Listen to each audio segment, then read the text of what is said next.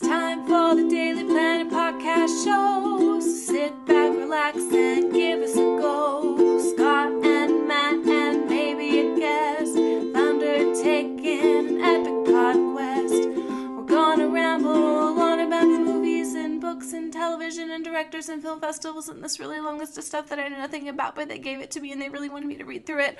And that's all I can really say about it, but it's gonna be great. Okay, start the show. Hello, and welcome to the Daily Planet Podcast, your weekly podcast for all things movies, TV, books, video games, and anything else we feel like talking about. My name is Scott Daly, Editor-in-Chief of DailyPlanetFilms.com, and I'm joined as always by my co-host and co-editor, Matt Freeman. Matt, how are you doing today? I'm doing very well, Scott. I'm extremely excited to talk about our favorite nostalgia topic, which we reminisce about frequently, EverQuest. Yeah, that's right. We are going to talk about EverQuest, which most of the people here might not know what it is, but we will explain that. And we've got a special guest to help us talk about EverQuest, because I think this is someone who also played a fair amount of EverQuest back in the day. Your little brother, Daniel Freeman. Welcome back, Daniel. Thanks for having me once again. And yes, I did play an unreasonable amount of EverQuest back in the day. I think that's the only way to play EverQuest is an unreasonable amount. I agree. Yeah. Me and Daniel were quite the enablers of each other's addiction, but we'll get into all that in due time. First, let's cover some quick film and movie related news before we go into all of that. The first thing I wanted to talk about today was actually a story that broke last week, but we recorded so early last week that we didn't get to talk about it. Suicide Squad, the DC movie, is doing massive reshoots right now, like reshoots in the tens of millions of dollars variety to make the movie more fun. This is probably not directly in response to Batman vs. Superman. This is probably more of a response to the fact that the trailer that they put out was such a hit. People loved that trailer, and it turns out that trailer was like every single joke in the movie combined into one trailer. So the whole movie, the tone of the movie didn't really match the trailer, but people liked it so much they were like, oh crap, we gotta do this. Probably also semi-related to Deadpool's success. Matt, what do you think about this? Yeah, I pretty much what you just said. I think that they're learning the lesson that people are tired of these dreary, dark superhero movies, and especially with like an ensemble movie like Suicide Squad, it really makes more sense to make it funny and quippy. So I'm sure it's going to be awful, because when you go back into like a script and a movie that already exists and then try to insert things, it's gonna be a total train wreck, and I guarantee you it's not gonna be funny. So so good luck with that. But yeah, we can all tell why this happened. Yeah, I'm cautiously optimistic. I just think they realized that people were going to leave that movie pissed off if they came into that with the trailer they advertised, and it was not totally like that at all. I think you're right, it's going to be a little weird. I think probably the stuff that they're more going to add is not necessarily just jokes, but just more like funny character interaction, in the vein of kind of Guardians of the Galaxy, probably. Because that's what, like, the trailer for that movie reminded me most of the first Guardians trailer, in its kind of tone and the whole playing pop music over trailer stuff. Daniel, what is your? I know you liked the movie we talked about last week a lot. What is your opinion on what you've seen on Suicide Squad? I'm actually sort of curious to see what direction they're going to take this, because they really they haven't really established the sort of tone that they want to set. Like, I mean, it seemed like they wanted to take a darker tone, but if they're doing these reshoots, that makes me think they're veering more towards like the Marvel Universe tone, and I kind of thought they were trying to set themselves apart from the Marvel Universe. So now I have no idea what to expect, and I'm cautiously optimistic. Yeah, I like all the actors in it. I think, except for Jared Leto, I don't like him at all, and I don't know how I feel about his Joker. We haven't seen much of it, but I don't know. Yeah, it's getting some sort of hype, and I don't know. What do you guys think of the theory that that is not actually the Joker, that is actually okay. So I don't know anything about DC Comics lore, but apparently the Joker like tortured and drove insane one of the Robins or one of Batman's proteges. So there's this theory that that's not actually the Joker, that's actually like an ex-Robin guy, and that explains why he looks all weird and doesn't really seem to be like a normal Joker. I think that would be really cool if that were true. Yeah, that's an interesting. I think that in the comics, Robin turned into a character called Red Hat after he was, or something like that. I'm not really up on my Batman comic lore, but I think that'd be an interesting way to do it, and it would make sense because Jared Leto does seem like a dorky Robin trying to be Joker. I think that would actually work really well. Yeah. Yeah. All right, moving on. More Ridley Scott news, because we like to talk about Ridley Scott so much. Blade Runner 2. There have been 2 new members to the cast announced in the last week or so. Robin Wright and Dave Bautista have both joined the cast for that movie. Matt, what does this make you think about this movie that I'm unsure of? Oh, Robin Wright. I know who that is. Is that sarcasm? And Dave Bautista, man, that is an actor. That is okay. Now I'm caught up. I mean, no, it doesn't really tell me anything actually, because I don't know who Dave Bautista is after seeing his picture. And yes, you do. Well, he's the guy from Guardians of the Galaxies, but I don't think he's going to be playing that character in Blade Runner, probably. I mean, you never know. So, Robin Wright looks like a replicant. I was watching Blade Runner this last week, and I noticed that they do like weird cat eye effects for all the replicants, which I had noticed before. I don't know. I don't know how I didn't notice that. It's pretty obvious. Anyway, that's my opinion. All right, Daniel, what do you think about this? I'm excited. I like those actors. So yeah. I'm not really into a Blade Runner movie. I don't think it needs. I mean, to as right, but I'd rather there be people that I know are good actors involved with it than not. Yeah, absolutely. So we'll see if Ridley Scott can effectively convey human emotion, which I think probably not. But yeah, no, of course not. All right, the next news is very exciting. The Dungeons and Dragons movie has found its director. Yes, that's right. They're making a Dungeons and Dragons movie because the last one did so well and was so great. Yeah. The one with one of the Wayans brothers. And everyone loves Dungeons and Dragons. That's a widely beloved property and is very popular with the mainstream.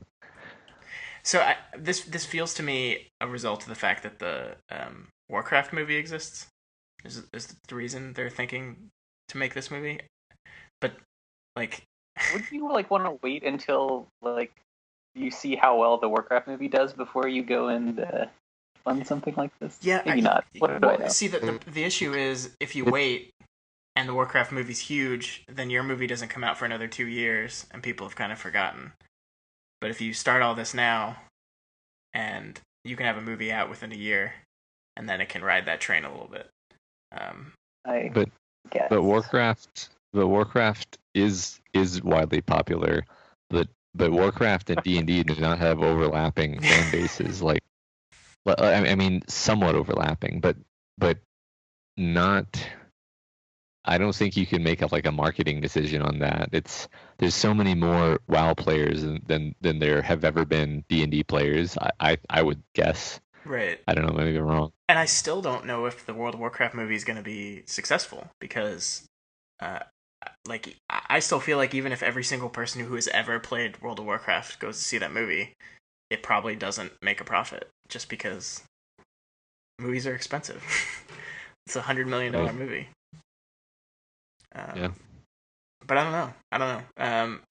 The good news about this movie is the director of the last year's Goosebumps movie, Rob Letterman, has been the director they found, which I didn't see that movie, but it got really good reviews, surprisingly.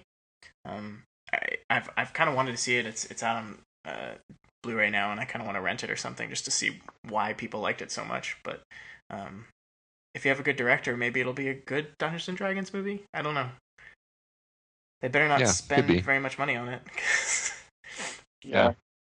I think, I don't know, just shooting from the hip here, it seems like the way to do a D&D movie would be to actually have like a framing story where you have people playing D&D and the drama of the game like twines with the drama of the players in real life, which is not what they did in the first one. In the first one, it was just a generic fantasy movie with some D&D trappings. And terrible actors, but also Jeremy Irons. Yeah, but I mean, the series, like it's like it's just such a great like base for a story to have the actual players, and they have their own stuff going on, and then you can make interesting story moments where things in the game parallel things in real life, and I mean it could be great. Like just I'm imagining it being great. I'm sure they're not going to do that. They're going to do something stupid, but yeah, I'm imagining the Princess Bride, and I really can't imagine them pulling off something that well. So yeah, I would like them to. That's interesting though, considering that the director Rob Letterman, that's basically what the Goosebumps movie was. It was creatures from the Goosebumps world getting out of the world and into our world, which is really the only way you can do a Goosebumps movie. So maybe they will do the same thing with D&D, and that'll be cool. I don't know. I hope so. Yeah. I would love for there to be a good Dungeons and Dragons movie, but I just doubt it. Yeah. Our final news item of the week has to do with Batman v Superman. The movie dropped just shy of 69% weekend to weekend, which is one of the biggest drops in percentage drops in movie history. Not the biggest, but one of the biggest. It's comparable to, I think that's what Fantastic Four did week over week. So basically, it is not just critics not liking this movie. People are telling their friends not to bother to see it, and the movie is dropping really quickly. Daniel, will this movie make $1 billion? In your opinion? Yes. In my opinion, it is at, I think, seven. This is Tuesday. It is at 700 million right now, so it's very possible. But the thing that, even if it makes $1 billion, will Warner Brothers consider it a success? Because this is not only a movie that needs to be profitable on its own, but it has to get people excited for a whole franchise of movies. It's got a B- cinema score, which for cinema score is really bad. And it just doesn't seem to be doing. I mean, there's people that like it, yourself included, but people aren't jazzed about the DC universe right now. And Justice League starts filming in a week. I mean, it has like a 70% on Rotten Tomatoes on the score, which is pretty decent. So I feel like it kind of got the short end of the stick on like a media narrative campaign, and they just lost control of the narrative, and now this is kind of hurting them. But I think they will learn some lesson from this, and maybe the director's cut is going to be freaking awesome. Who knows? But yeah, I think it'll still make quite a bit of money, and that this is actually a success, but everyone is just being super negative about it. Well, it is weird that we live in a world where even crossing the $1 billion threshold could be seen as a disappointment to a studio. I mean, they wanted this to make like Avengers level of money, and it's not going to do that. I don't know. We'll see. We will see. If you want to buy the 3-hour director's cut and then write for us about what all the stuff is in it, so I never have to watch this movie again, that would be great. I will. All right, so Matt, let's move on to the main event. Let's talk about video games and EverQuest. Matt, what is EverQuest? EverQuest is a massively multiplayer online role-playing game, and it was one of the first. I think there was only technically one before it, and that one did not have anything like the graphical complexity. EverQuest was like a real, like what you think of as a real video game. It looks like crap today, but it doesn't look like something from the 80s. It looks okay. And the idea behind games like this for the uninitiated is that you play it on your computer and you log into a persistent world that is shared by thousands and thousands of people, real people who are playing on their own computers elsewhere in the world. And it really, I would say what makes it what really makes it work is the social aspect, which is interesting because this was way before social had the huge meaning that it has now of like social media. But in high school, me and Daniel would play it. We had sort of computers right next to each other, and we would both be playing at the same time. And of course, we'd both be in this world together, playing with each other in the world. And then there were also other people from elsewhere in the world. And I'd have my friend David come over, and he would play with us sometimes. And he had his own character. And I believe, Scott, you had similar experiences in high school with EverQuest. Do you want to elaborate on those maybe? Oh yeah. I had the most ridiculous experiences you can imagine. My sister's boyfriend at the time got her playing this game. She took it home and showed it to the family and talked to me about it, and I thought it was the most amazing thing in the world. When I was a nerdy kid playing video games, logging into an online world in the year 2000 and like walking up to a NPC and like typing in chat to the NPC about a quest, and like him responding to the words you typed in chat was like just the coolest thing in the world to me. So I loved it. Eventually my entire family got playing this game. My parents like got just as addicted as any of us. All 5 of us were playing it. My parents ended up leading their own group of people, or it's called a guild in game, but they led their own guild. They made friends through that thing, and they still hang out with those people to this day. They do yearly get-togethers with those people. It's been like 16 years now, so it was an incredibly fun experience. It's nothing that ever existed at that time, and it's been copied and duplicated a million times now. The most popular example of which is actually World of Warcraft, which we were talking about earlier, which is a game that came out after this and kind of took all the ideas and, I'm not going to say perfected them, but mainstreamed them.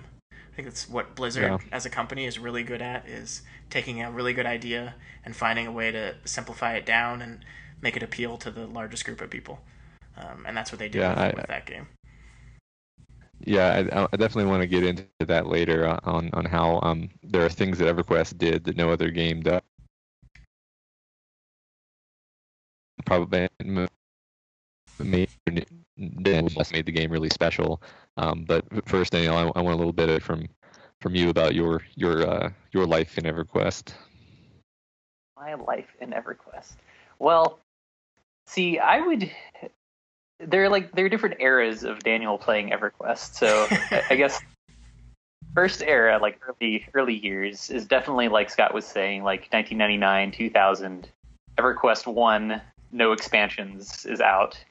And I definitely did treat it like, basically like, because you're a child and have no responsibilities, it's just your life. It's like what you do, and all of your fun, all of your social fun and endeavors and time are spent on this thing. And it's interesting now because, of course, these things still exist, but I don't nearly have as much free time anymore. So it's sort of like that era is I can't really isolate what about that era is because I could just play EverQuest all the time because I was a child, or was because it was an amazing game that was kind of the groundbreaking. But that it was my life in the first era, and it was fun, and I played it too much. I think it's really a combination of both. I mean, I think there's a lot of things the game did really cool.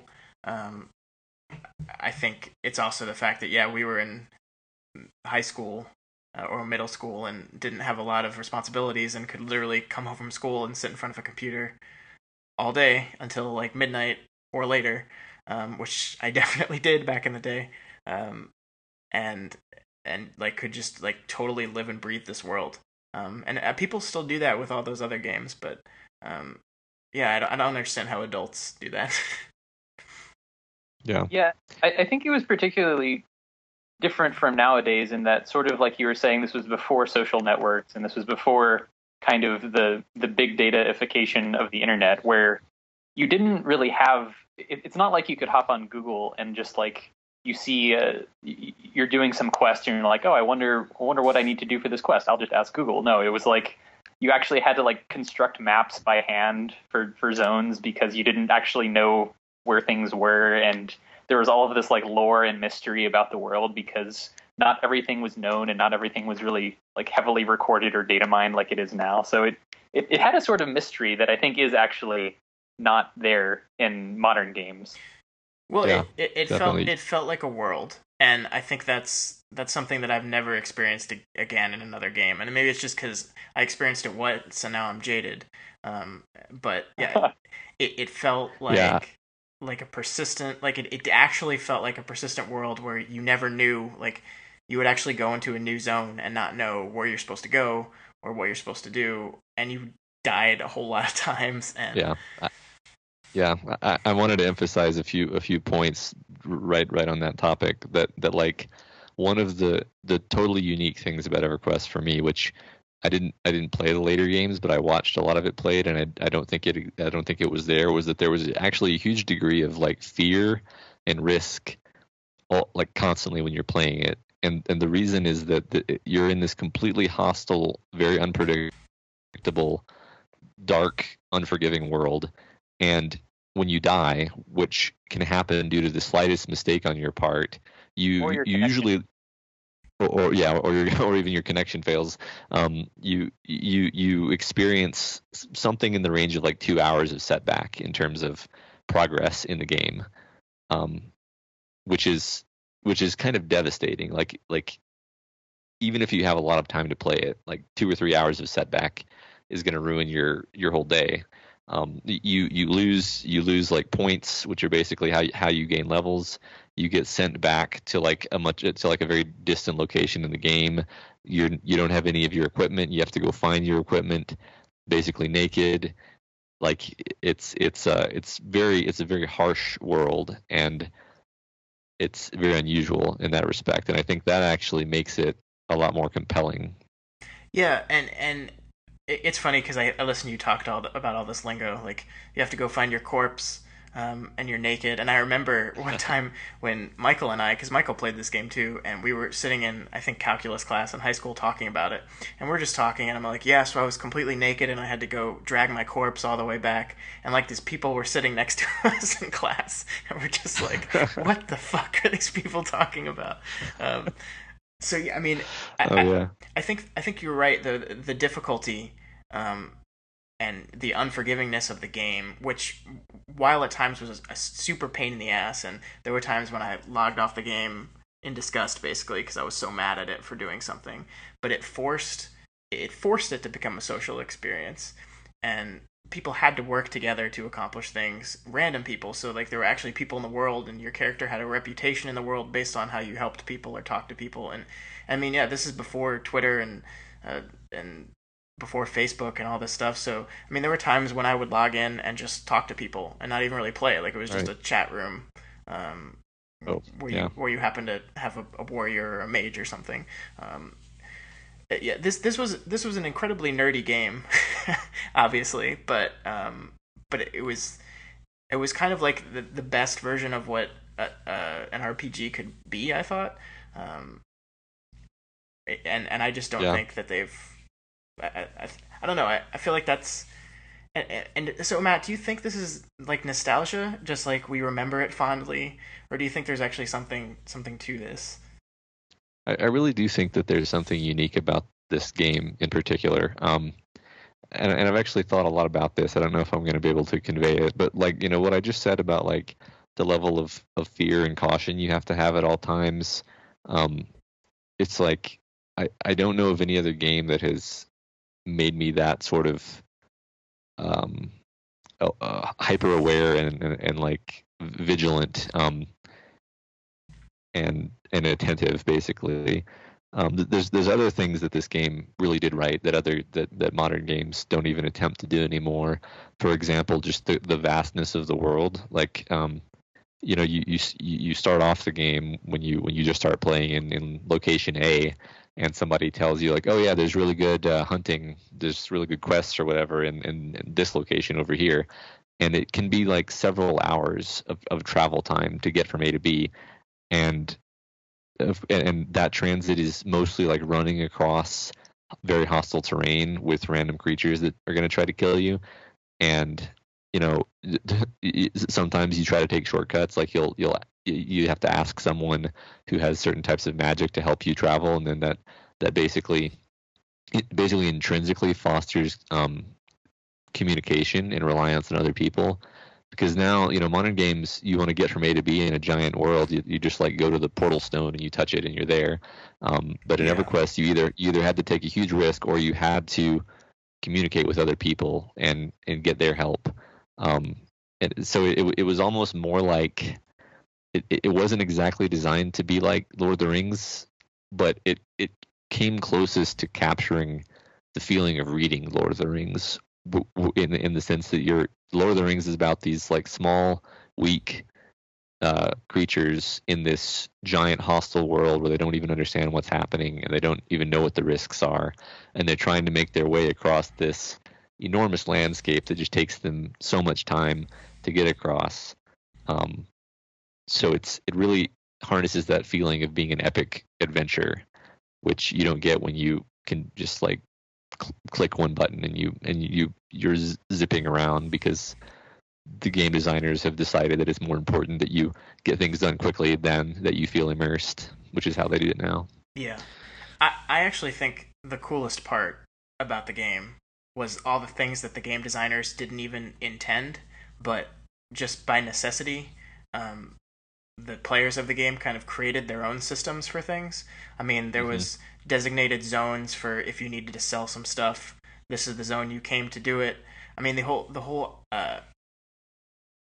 idea of a camp, like a monster hunting camp, was completely invented by the players. Like, where you just decided, oh, this group's in this spot, and now it's their spot, and you have to respect that and not take it from them. Like, I mean, that's actually something that's worth elaborating, because in modern games, everything is instanced, which means that like if you want to go fight in a dungeon, a new dungeon is generated just for you and your friends. Whereas in old school first gen EverQuest, I mean, there were different servers, but among one server, there were, a couple thousand people. And if you wanted to go kill the one ghoul that dropped the one belt that made you hit really fast, then like you had to actually compete with, maybe 20 or 30 other people, or at least 4 or 5 other groups for that item, or for that spot in the world to fight that one ghoul who maybe spawns every 2 hours. So you have to like wait around for a really like it was so unforgiving in hindsight. Yeah. It's also amusing that I'm sure we all know Daniel's referring to the flowing black silk sash. Yes. Well, that's the crazy thing about this game, is that like, I mean, we remember all this stuff because you had to survive in the game. Like, I can still remember like the path from like the path through Kelethin, like all the like all the cities I have somewhere stuck in my brain, how to run from Freeport to Kinos, like all this stuff is still in your brain because it had to be, or you died. Yeah, I probably know that better than I know my way around Denver. Because you had to know where to run to be safe and where the safe spots were. I just think there's something to, and you guys were talking about the flowing black silk sash, and the fact that like some of these things were so rare that like there was actually, the server created like a waiting list for it, where there was literally a message board where you signed up for your turn. And like the fact that the people of the game like this wasn't something that was supported by the developers. This was literally like people in the game decided to make this list, and if you wanted the thing, you would follow the list. If you break the rules, you will be shunned by the server because everyone will know your character's name. And that's really cool because that makes it seem real. And I think the idea of instancing, I think, was a good idea in that it's really frustrating when you only have 2 hours to play a game and you want to do this one thing, but you can't do this one thing because someone else is there. But the reverse effect was that it became all about the end goal. When you have an instance and you can accomplish a certain amount of thing in a certain amount of time in a game, everything's just about getting to the max level, getting this stuff. And that, like, I don't know about you guys, I don't think I ever got like to the max level in EverQuest in all the time I played it. Yeah, I certainly did not, actually. Well, even after coming back and playing it at different times, I would I would level up a whole bunch, but I was never at the highest level. Yeah. Well, not through leveling anyway.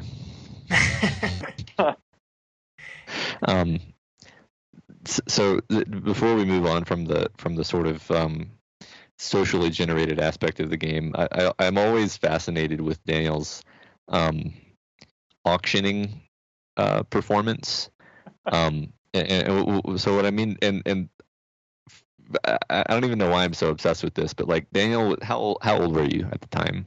I think I was like 11 or so. You would have been 9 to 11 because we started in 99, and you would go in there and you would start with some crappy item.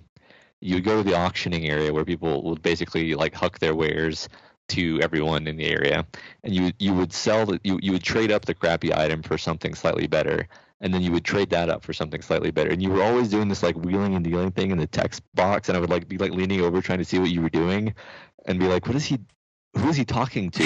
What is and then I would like turn around in an hour and you would be like, oh yeah, I have a short sword of acacia, and I'm like, what? How did you get that? And you're like, oh, I just traded up for it from nothing. And I'm like, you're 9. This is where I learned everything. Yeah, well, and that's actually one of the things I like to say about EverQuest is like, yes, it did suck a huge amount of our lives, but like that is a useful and impressive thing for a kid to be able to do, I think. Yeah, I mean, I have no doubt I wasted so much time on this game, but you're absolutely right. And there were so many different ways to be good at the game, right? I mean, you could be good at playing your character and fighting things. You could be good like that, where, I mean, there were people that enjoyed doing exactly what you're talking about with Daniel, that literally just played the auction area the entire time, and they amassed massive amounts of wealth, in-game wealth, obviously not real wealth, but just by doing that, just by knowing how to monitor prices and how to grab something and sell it. And I was never good at that. I was never good at it. I was the guy that would save up a bunch of money and then go buy something from Daniel. I actually got a short sword of Ikesha from my warrior, and I was really proud of it. I was actually, at the time, I was probably like, Daniel, you can't do that. Those people are going to be mad that you've swindled them, which is like the opposite of the idea. Like it's just funny how Daniel was basically showing entrepreneurial initiative, and I was like, Daniel, don't do that. So, I don't know, Matt, and I don't have your list in front of me. So I wanted to talk about actually like breaking a spawn and camping, because those are two activities in the game that sound like they would be super boring, but I think led themselves to be what made the game as social as it was.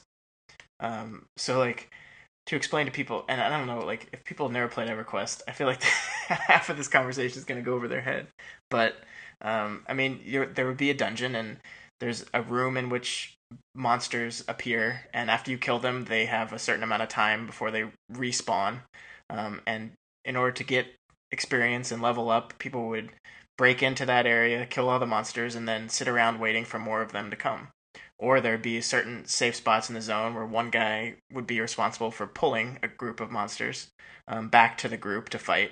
And everyone would just kind of sit in one place, and someone would run out and grab something and bring it back, and then everyone would fight. So, like, on the surface, that sounds like super boring.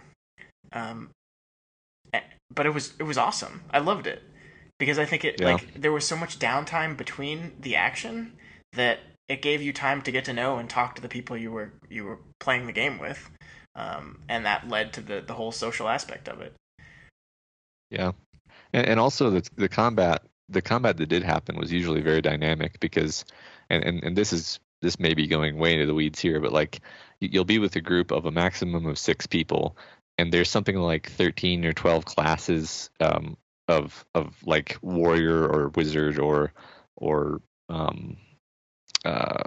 archer, type things like that, to choose from. So you probably have some unique mixture of assets with you at any given time, and you always have to be considering like, okay, we don't have an enchanter, so we can't rely on an enchanter's ability to make some of the monsters go to sleep while we fight other ones, so we're gonna have to compensate for that. And like there's all this theory and complexity going on all the time, and I think that really helped keep it from getting boring because it was hard. Like if you didn't do it right, you were gonna get killed. Like and if like one person in your group dies due to a mistake, it's likely that you're all gonna die because if you lose one like cog in the machine, then that guy was probably filling some important role, and now everybody's gonna get wiped out. So Yeah. yeah, I mean, yeah. And sometimes the most efficient way to play is basically you're balancing on the edge of the knife between controlling the situation you're in and it just being absolute chaos and you die. And like you're constantly riding that line, and if one minute thing goes wrong, one tiny little thing, like one person does one thing wrong, it can all fall apart. So yeah, encourage people to play their best, and because it was such a social game, like if you were good at your assigned task within the group, people knew who you were, and like you would benefit from that. Yeah.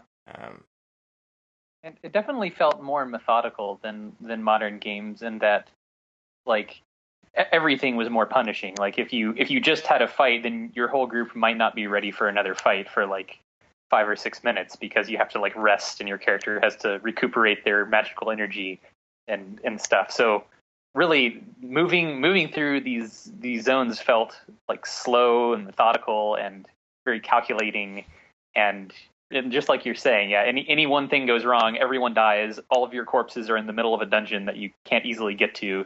Now it's like a 6-hour operation to extract your bodies from this zone unless you know someone that has a special ability.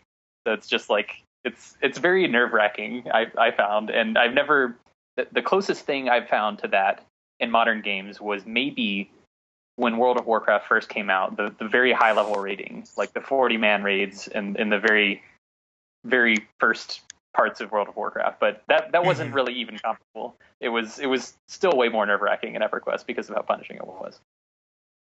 Yeah, I wanted to talk about that specifically. Like I had this list of zones, which will not mean anything to anyone except us, but like Guck, Split Paw, Unrest, primarily Unrest was a place where like you could just be standing there and then you would just burst into flame and die because some creature like a football field away had seen you and you hadn't seen them, and they'd hit you with a fireball, and then what would probably happen is like 4,000 skeletons would attack your group and kill them within 2 seconds, and that was like a typical thing to happen, and yet people would go there. Yeah, this game was super buggy. So there was wonkiness with line of sight with some of the stuff. There was wonkiness with like monster pathing, where sometimes it's standing right in front of you, but something would bug out and they would path all the way through all of their friends before heading to you, which would bring all of their friends with them. People learned the bugs, and it made it more interesting, and like it made it scarier and more unexpected, and I don't know. It was just like those moments are always hilarious, and like having trains to zone when things got crazy, and I don't know. There's just so many individual moments that in any given even when the first character I played with was a warrior, which for the longest time was literally just turn on auto attack, taunt, and kick every once in a while, and that was really it. That was all they did. But it didn't matter because there's so much else going on besides just auto attacking. Right. And it also, the fact that you didn't have 10,000 buttons to press at a single time allowed you to actually like type and talk to people. Right. Yeah, because often you needed to communicate like complex strategic information to people, which you couldn't have done if you had to be clicking buttons constantly. Yeah. I also wanted to just talk about Crushbone because I love Crushbone. That's like my favorite zone. Yeah, so this is just an example to me of like how this game is actually really well designed. It's so when we say zone, we just mean like an area, and what it is, it's basically like the lair of the orcs, and it's a huge area though. Like you have to sneak in basically past the guards, where you kill the guards, and then inside it there's like a castle keep surrounded by a moat with its own with the king, and he has guards, and then there's like a watchtower that has like an ambassador from the Dark Elves, who's really strong, and then off to the right of that, there's like slave pits where the slaves who are actually like the slaves will fight you because they know that they're going to get in trouble if they don't. But then you can also free them if you do the right thing, and then it's just this.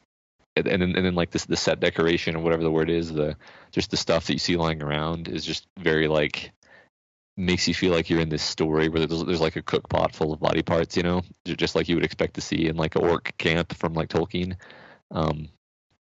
Just really like immersive, and this is just one of literally hundreds of areas that you can go to. Yeah, and I want to point out that Matt probably hasn't seen this zone in over a decade, and he still accurately just laid out what the entire zone looks like. Yeah, because it is so immersive, and you spend so much time in there, and you get to know all the different areas. And the cool thing I liked about Crestbone is it seemed to just expertly ramp up in difficulty from one area to the next.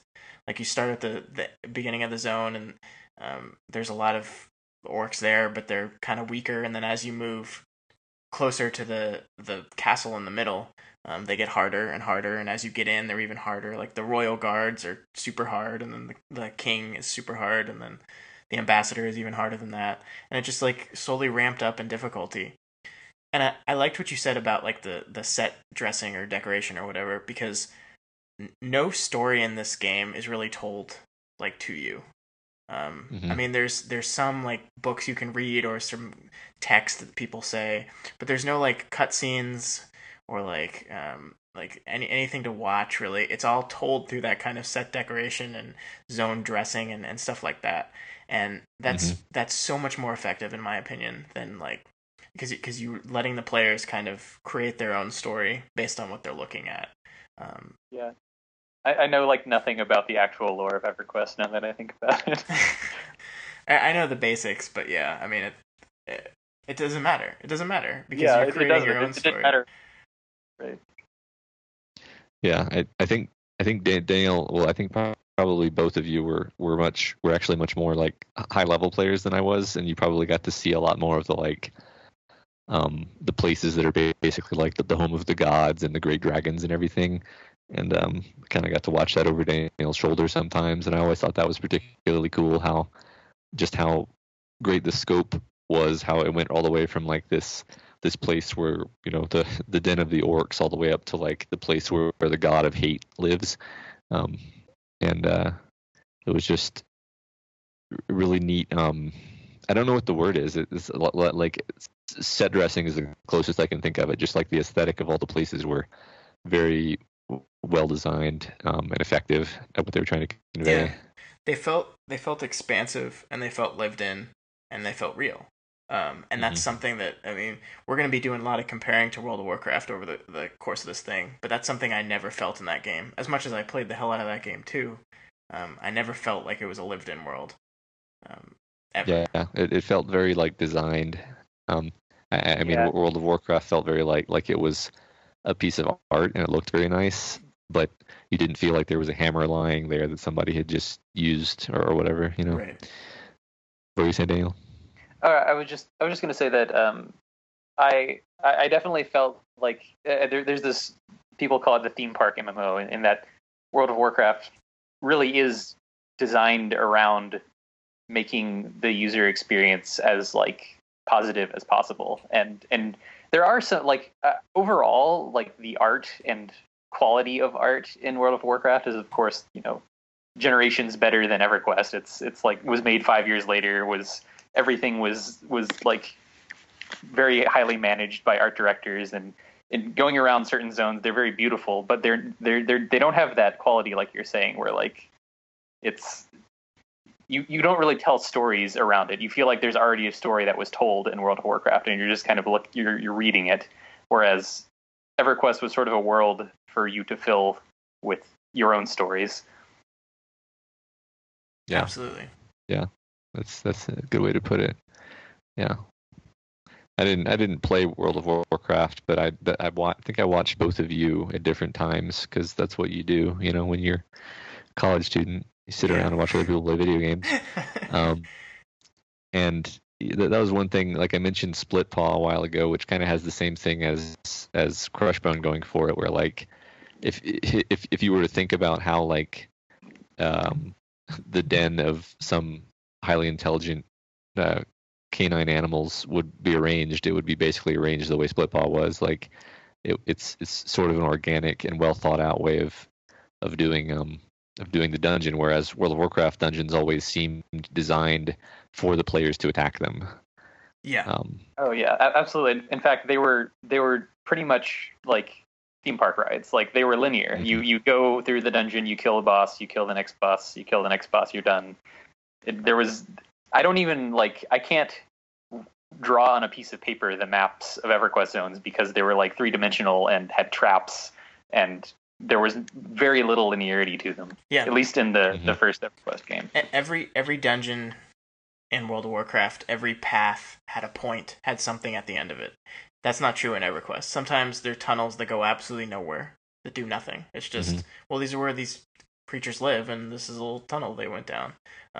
Some of it had no point. Some of it was intentionally maze-like. You're right, there were traps. It felt like a real dungeon. That never existed in World of Warcraft, except maybe like one of the first big zones. Upper and lower Blackrock Spire in World of Warcraft is the closest to that. And I think people probably complained too much about that, and that's why they completely turned everything into theme park rides after that. They did, yeah, because like the purpose of World of Warcraft was to take everything that people liked about EverQuest and then get rid of everything that people didn't like. And what I've learned is that people are kind of stupid, and they don't realize that know what's good for them. Yeah, they don't realize that the things they don't like, the things that were annoying, and believe me, some of the things I experienced in my time in EverQuest were rage-inducing. I remember like just complaining about some of the stupid mechanics in the game, but they all like under that they all created something, and that the things you remember most in EverQuest are the annoying moments or succeeding over an annoying moment. One of my favorite memories in the game is when my magician got his epic weapon for the first time. And that's like, for people don't know, there's like, once you get high level, there's like a really long, lengthy quest to get like a really super powerful weapon for your character that looks really cool and has a special ability on it. I spent so much damn time getting that thing, and I like remember raging about like a rare spawn with a rare drop on it, like something like spawns 2% of the time, and then when it does spawn, it has like a 1% chance to drop the item you need, and it's just like, that's stupid. This is a stupid design. I could do this forever, and it could never drop. And yet, the thing I remember most is when it finally did drop, and I finally got the thing I was wanting. So, right, and the thing about that is, in EverQuest, if you saw a max level person with an epic item, you would practically drop to your knees because it was like seeing Brad Pitt or something, basically, because it's like this person has done something extremely hard they've basically done what I am aspiring to do, and it's so hard to do that, and it's so hard to do that.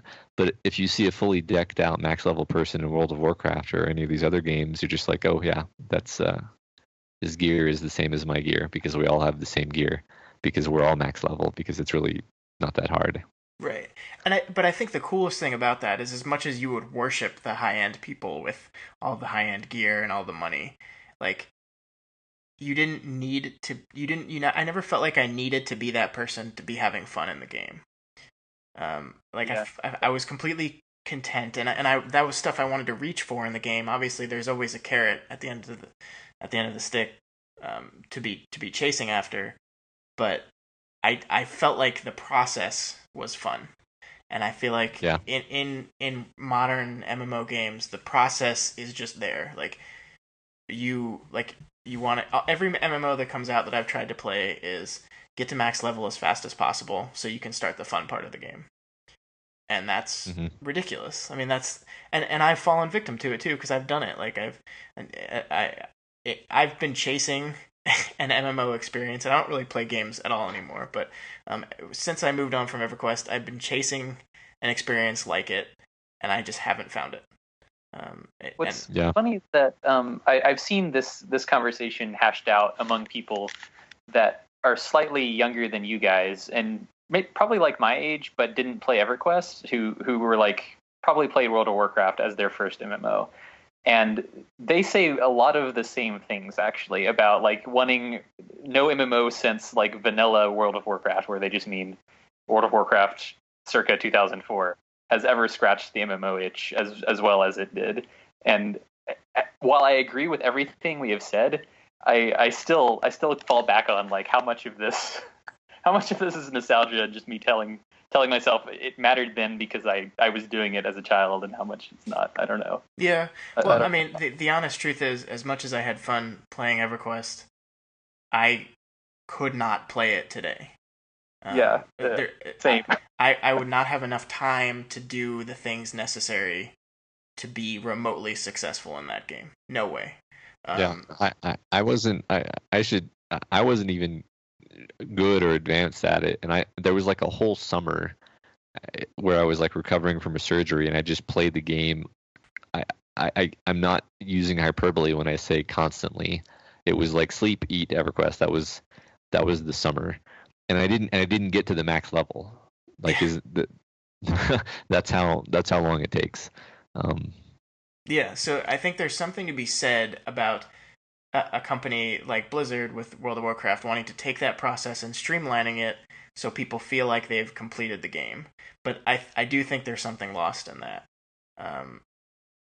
So I think I look at it as a happy memory of a bunch of wasted time.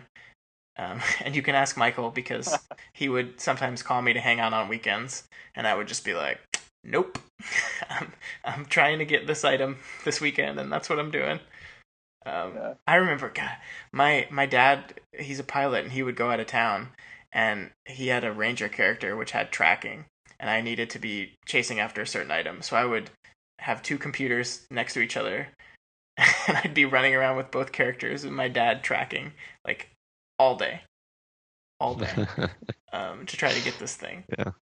And that's funny. But like, why is that fun? It's not fun. Like, it wasn't fun at the time.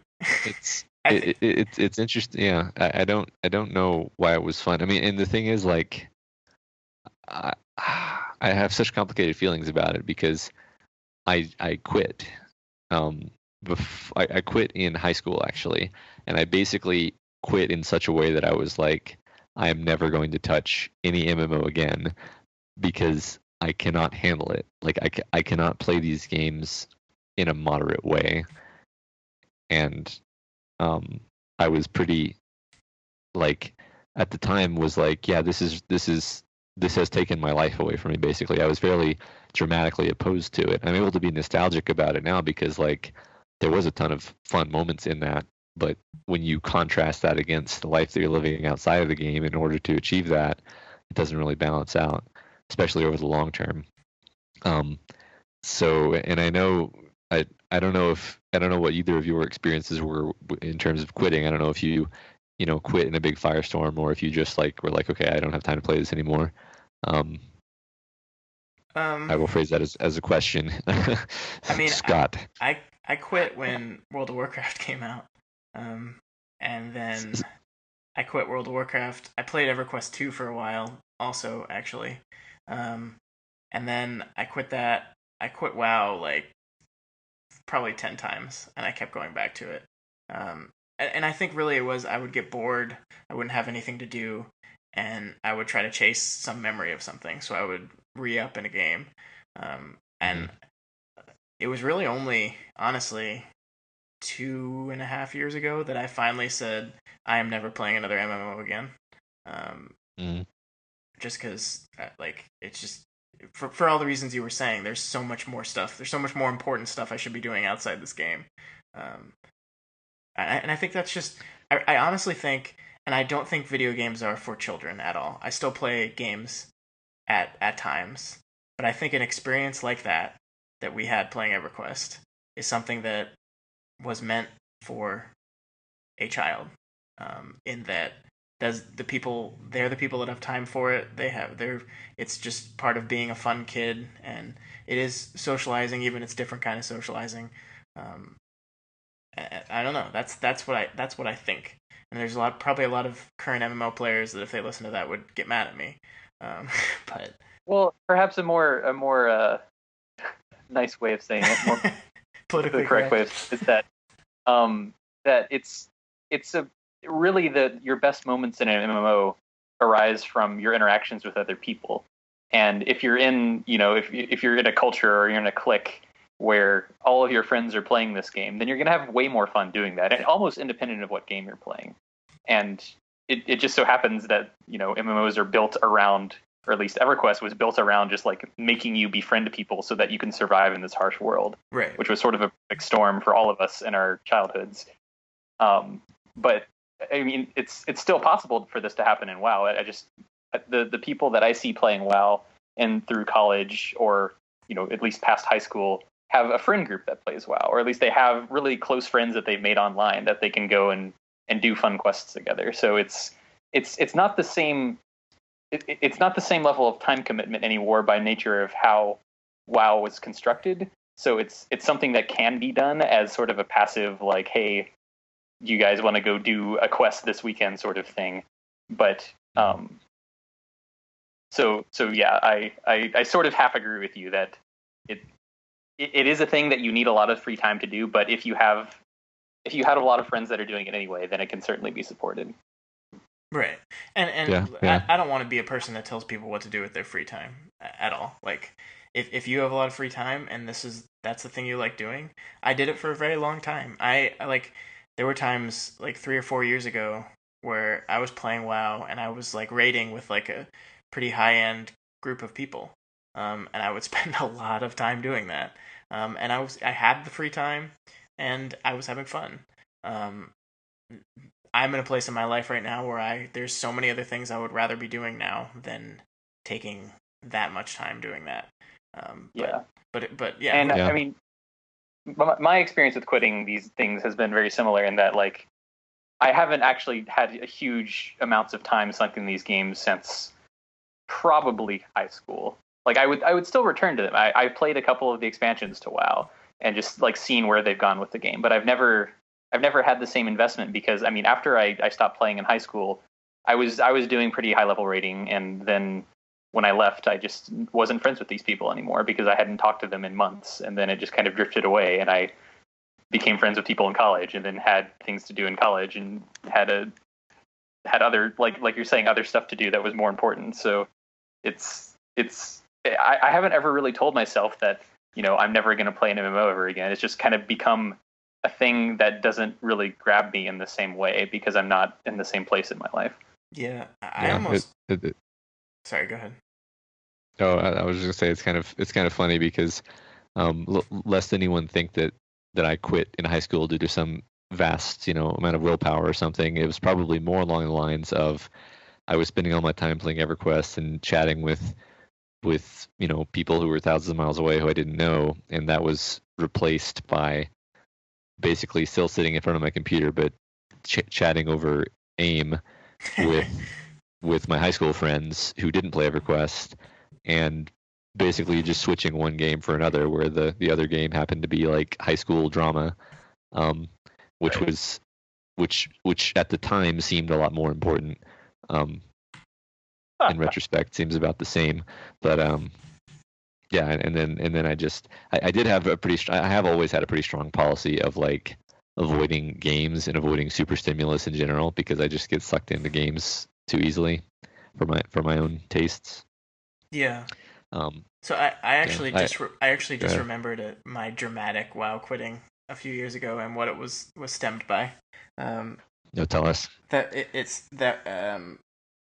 God, how many years ago was it? I think it was like 4 years ago now, where a girl I'd been dating a long time and I broke up, and that just happened to be it. And it had nothing to do with me playing this video game, but I found myself single for the first time in like 4 or 5 years, and I was just like, I don't feel like playing a video game anymore, and I quit like playing all games at that time.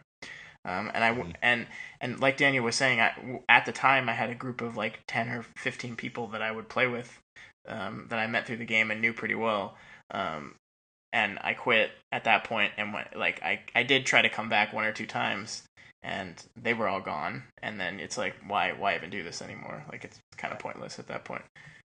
Yeah. So we actually hit almost everything on my list, and I wanted to kind of go a little bit out there on this last discussion point, which is basically, and I know Daniel's gonna get me on this one, which is that like there's a lot of people who think that in the next decades, we're going to have, as a world, we're going to have like higher and higher unemployment due to automation, basically taking increasingly more sophisticated jobs. And it's anybody's guess really what the social order will look like after this and how people will survive. Some people like the idea of basically whatever entities it is that controls the automation or the AIs or whatever will supply the proletariat with some kind of stipend. It's not really relevant to this discussion. The real point is that I actually see,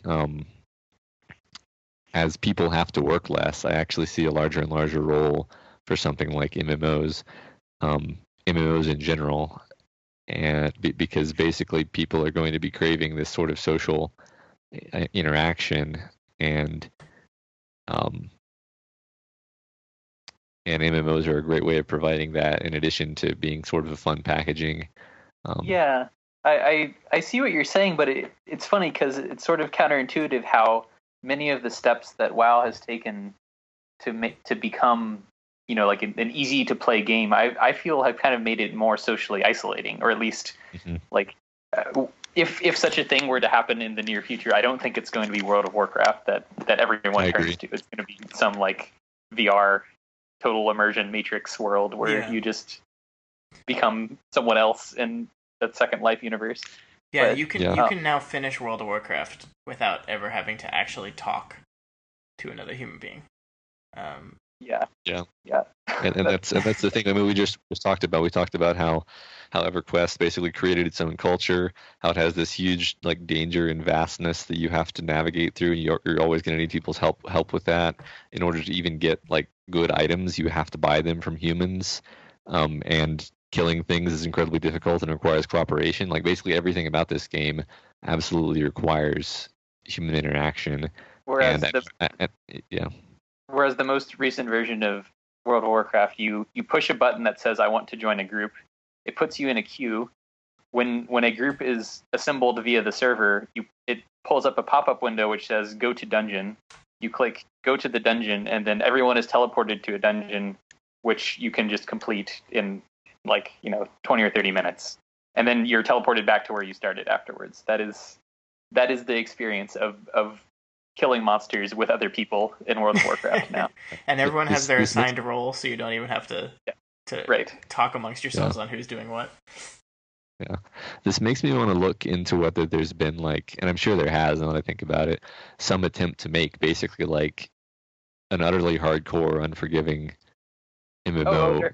There has been. Yeah, they've everyone's tried, and I think what happens is they end up falling back on it because people start complaining and sales go down. An MMO, like a modern MMO, is so expensive, like initial investment, because it takes so long to develop, that they need return on investment like right away as soon as the game comes out. And if they're not getting the money they need, they shift everything to make the game super easily accessible and everything. Like I think WildStar was a game that came out, was supposed to be the hardcore old school sandbox type experience. They completely reversed that. Actually, the reason I thought of this topic, and I guess I should have said this at the beginning, is because the company that made EverQuest and EverQuest 2 was working on a project called EQ Next that they were continuously declaring as a sandbox MMO, like in the vein of the original EverQuest, getting back to the roots of the genre. I think it was a couple months ago, maybe just 1 month ago, that game has officially been canceled. Literally, the note from the developers was, "We put the pieces together, and it turns out it wasn't very fun." And they canceled the project.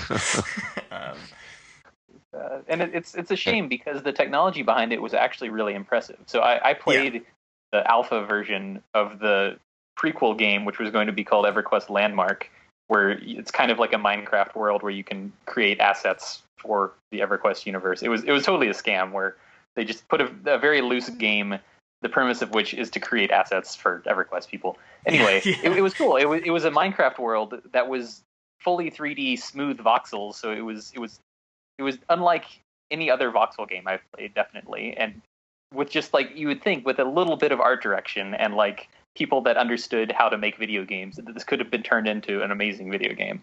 But now it's gone. It's gone. It's dead. So EverQuest is not forever. I do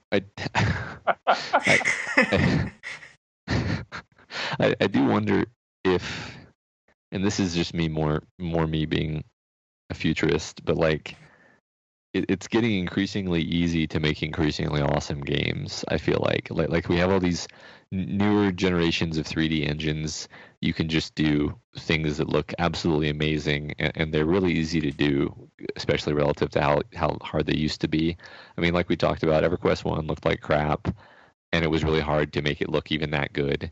And now it's almost just like a free action to make a really nice terrain or whatever in a new engine. So like I feel like there's going to be some point in time, maybe not for 10 years or maybe not for 20 years, but some point in time where like there's actually a proliferation of games. Like any Joe Sixpack can just like fire up game engine and make something, and then what we'll see is basically like the ones that are actually awesome will draw players. And then there will finally be like some kind of natural selection acting on success in MMOs. I would almost argue that this is starting to happen already, because like things like Unity, which is it's almost exactly what you say. With almost no programming experience, you can create the skeleton of a first-person shooter by just like watching YouTube videos. It's like plug and play. You create video games like sandbox environment. And there are great Unity games like for free on the internet that are just out there and exist, and it really, like, the whole indie game movement has really democratized like the act of creating video games, and this will only get bigger over the next 10 years, I wager. Yeah. I just the only thing about games like this is that they require, like, a game like EverQuest requires a large population to sustain itself. So it would need to be popular enough. It doesn't need to be World of Warcraft level of popular. EverQuest never had numbers like that. EverQuest didn't have any like fraction of numbers. I think the most they ever had was like 100,000 people simultaneously logged into the game, and like WoW had 12 million at its peak. I think something like that. But you know, if you did it like, and again, I'm sort of talking beyond my domain of expertise, but like if you did it such that it was like automatically extensible over Amazon Cloud or something, you could basically have it where like the first 1,000 people who play get put in the first instance, the first persistent world, and then if the game becomes more popular, then another instance is basically started automatically and people start filling that one up. And because in EverQuest they had to manage the servers and they did all that, and they had to actually house the servers. And now we live in this world where like huge companies will actually just like completely outsource all of their computing to Amazon or to Google or whatever. And I think that the servers are all virtual now too. It's not physical boxes anymore. So I think that technology already exists, and I think most games use it now. To where like the actual server you select when you start the game is basically meaningless, because it's dynamic and moves you where the most amount of people are. So you're right. I mean, I think that it could exist. I think that the interesting thing is, like, with all the virtual reality stuff that's happening, and I still don't think that, as cool as the Oculus and all that stuff is, I don't think it's good enough to really make virtual reality like a mainstream thing that's going to happen. But that could be exciting.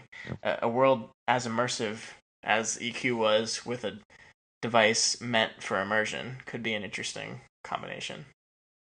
I see that happening eventually. I think the price and everything of Oculus don't really lend themselves to that, but I think Yeah. it's probably on its way. So let's. I think are we about done on EQ? I don't know. Yeah, I think so. I went through all of them. The only thing we didn't talk about was all the like crazy like mysteries that you would stumble across, which we can just skip over. But Yeah. Do you know there's people that still play this game? I mean, like EverQuest There are came out in lots of people. 1999. The servers are still up and running. People are playing right now as we're talking. People are playing EverQuest. In fact, there's populations in like a few thousand that play emulated versions of EverQuest yeah, that aren't even like the official servers, that are like old versions of the game, yeah, so that they have maximum nostalgia, because they actually made EverQuest fairly theme parky in recent years. yeah. They did. They really. I mean, and it's weird because they tried to shove all the theme parky stuff into an interface and an engine that wasn't designed for it at all. So now it's just clunky theme parky. It's ridiculous. Yeah, but it's crazy. Like, and a lot of it taps into nostalgia. They came out with this progression server idea, which is like when the game opens up, only the first expansion pack is available, and then when a group defeats the boss of that expansion pack, then the next one opens up, or after a certain time period. It was a really cool idea, except like people power game, and I think they like would do it within a week, and then it's pointless. Right. yeah, There are people out there that have more time than you. That will. There are always people that have more time than you. I think that reminds me of what is actually sort of an appropriate closing topic, which would be the sleeper, which was a monster. It was a giant dragon that was obviously designed to be unkillable. Like, it was obvious that someone had just like typed in some absurdly high number for its hit points and some other absurdly high number for how hard it hit you, and gave it just the most absurd like I think it was like 4 other dragons surrounding it and defending it, and it was just like, yeah, this we're putting this in the game just to have something that nobody can kill, and then they killed it. I think actually they crashed the server right before they were going to kill it. They didn't want them to let them kill it. Yeah, and didn't, when they actually killed it, didn't it go on a rampage, or didn't it like respawn and then go on a rampage across several zones and like kill tons of people? Yeah, I think like basically what just happened was the developers saw it happening and just logged into the game and spawned it in zones just to let it rampage. It's like, you woke it up, now you have to die. That's pretty funny. Yeah. Yeah. I don't know. So, Daniel, what kind of games do you play now? I play a lot of Rocket League. That's a good game. Too much Rocket League. And I mean, I'm always searching for the game that scratches the itch that EverQuest did, and I have yet to find something in the past 16 years that does it quite as well.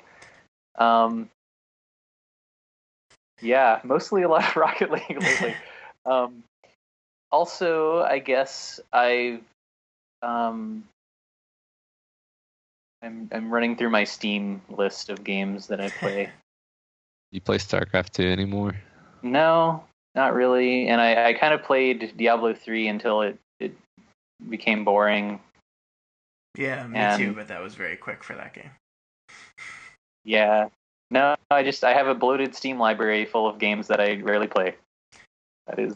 Yeah, so I bought a PS4 when it came out, and I keep buying games for that and then never playing them. I loved the Metal Gear Solid series as a kid. So the new Metal Gear Solid came out and I bought that and I was all excited to play it. And I played it for an hour, I think, and I liked it. I just haven't gotten back to it. And that's my life with games now. I just like, these cool games keep coming out.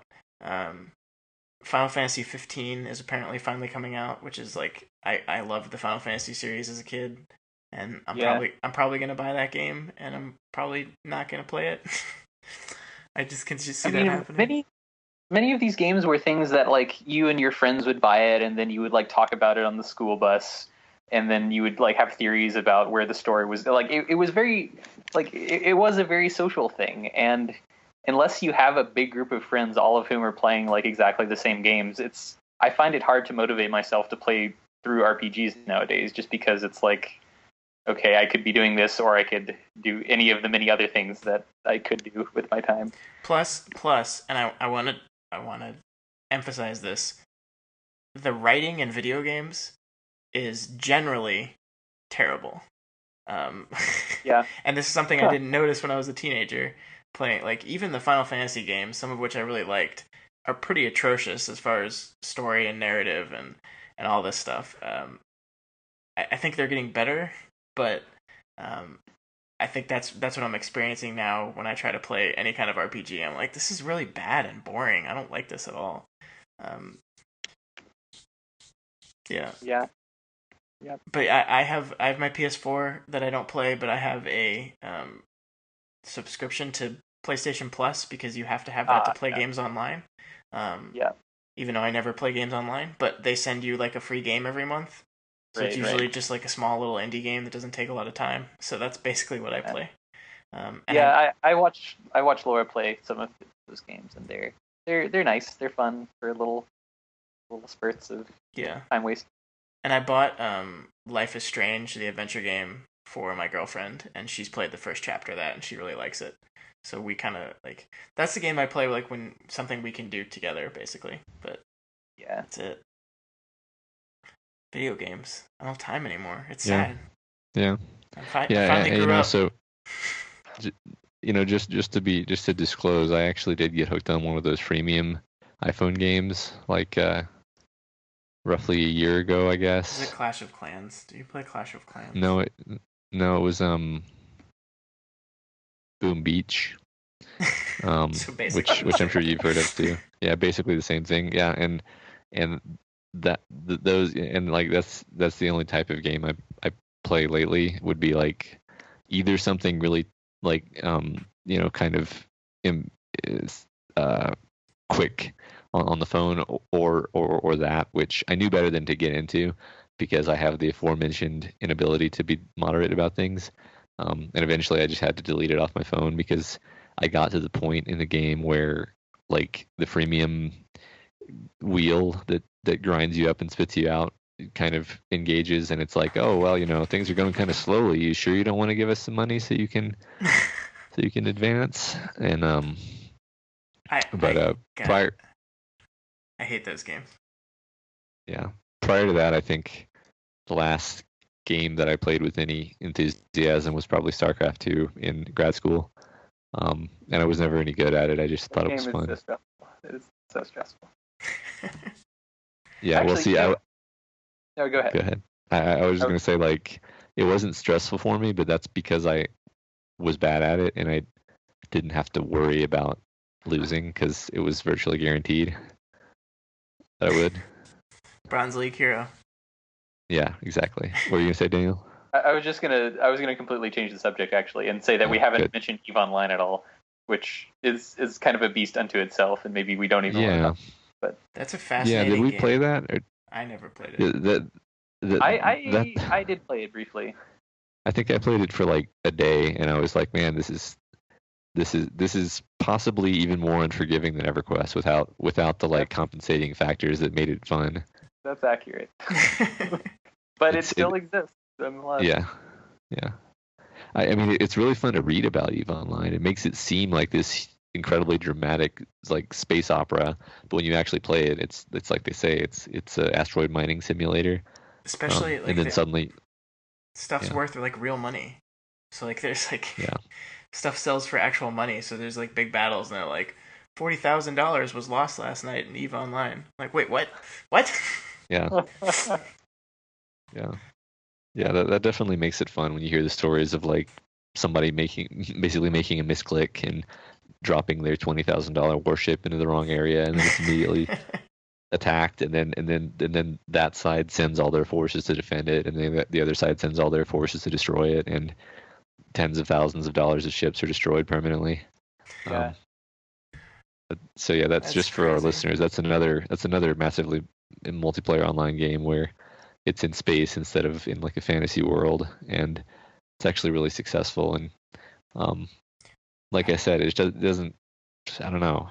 Maybe it would be fun if I played it, but that's definitely not something that I need in my life. No, absolutely not. I wouldn't even try.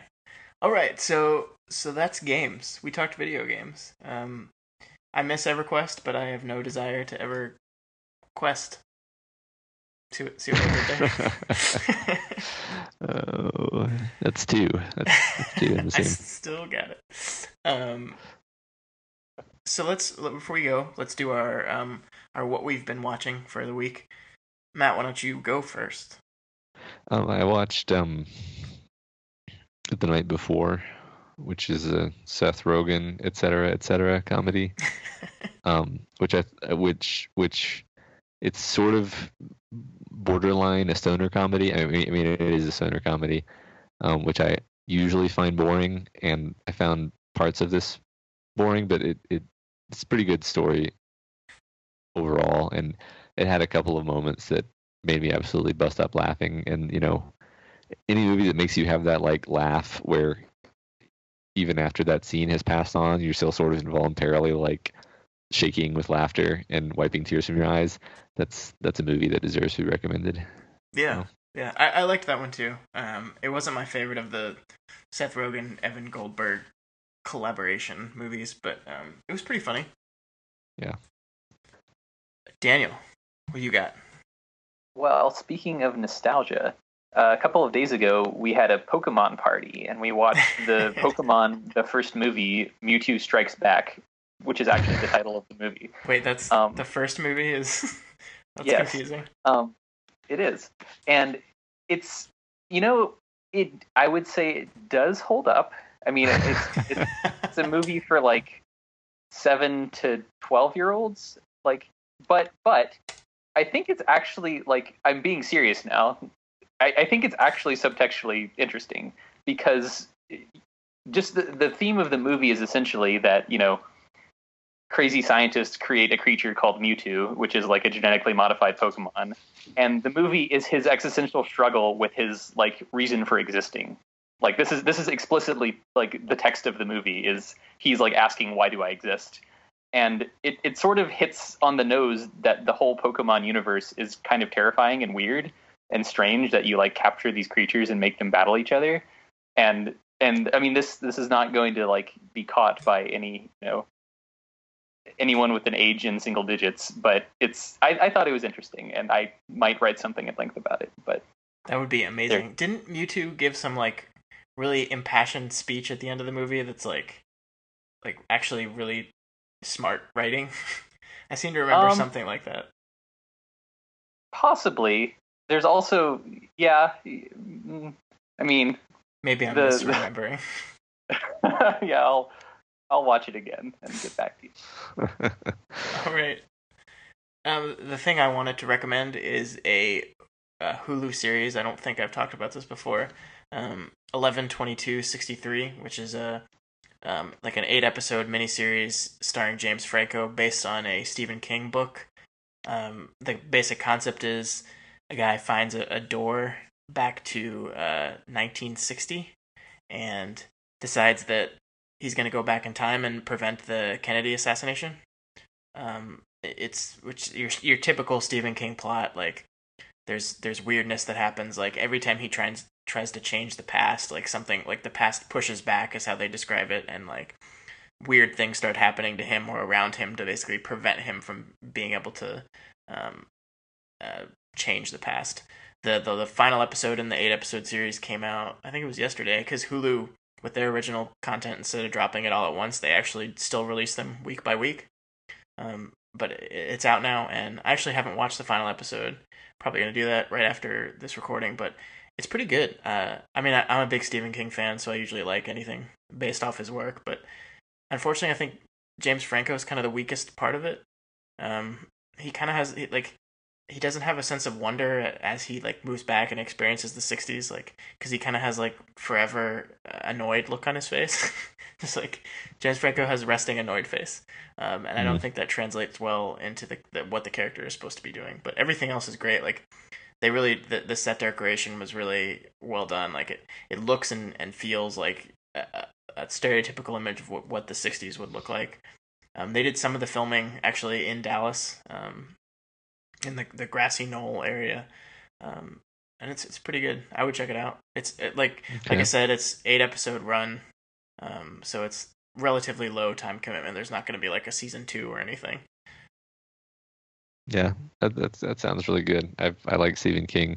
I always liked James Franco a lot in comedies, and found him to be not so great in dramatic roles. So that doesn't surprise me that he's a little bit poor fit here. But it sounds fun. Yeah. So I don't know if you guys if you need a Hulu login, Matt, pay for one because I don't want to. That's right. That's right, Scott. We don't do that here. All right. So that's it for this week. Daniel, thanks for coming and reminiscing with us about EverQuest. I'm not sure if there's any people out there that are listening that never played any of these games, if they would have anything to get out of this conversation at all. But if you had ever played EverQuest, you probably followed along with a lot of what we were talking about and have a sense of nostalgia yourself. Hey guys, one final experiment before we go. If I were to say Kelethan theme music, would you know exactly what that sounds like?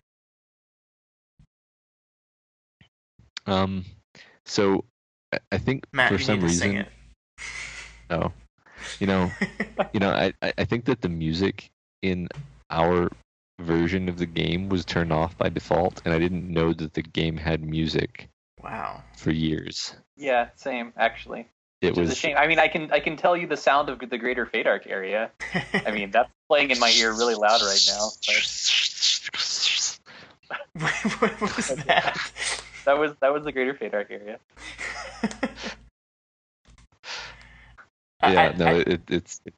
It's funny.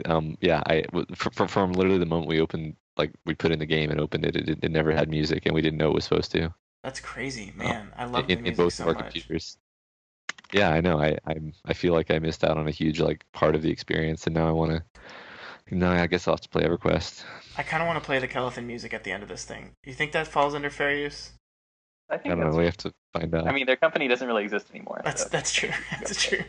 I'm gonna do that. I'm gonna put some Kelethan. I'm gonna end this episode on beautiful Tree City music. That is a 1999 MIDI file that probably doesn't sound very good at all. But anyway, Matt, internet me. Sometimes I post on Twitter at the text string that you see below on the screen. Daniel, where are you on the internet? I am at the Berkeley Science. Sweet. That will also be in the show notes. I am at Scott Daly 85 or at Daily Planet Films, or you can email us at dailyplanetfilms@gmail.com, or you can see all the writing at www.dailyplanetfilms.com. Next week, I don't know what we're doing. It's too early in the week, but it'll be something great and maybe less nerdy than this week's conversation. Matt, I don't know. We'll see. Good. Hope not. All right. We will see you next week. And Batman vs. Superman sucks.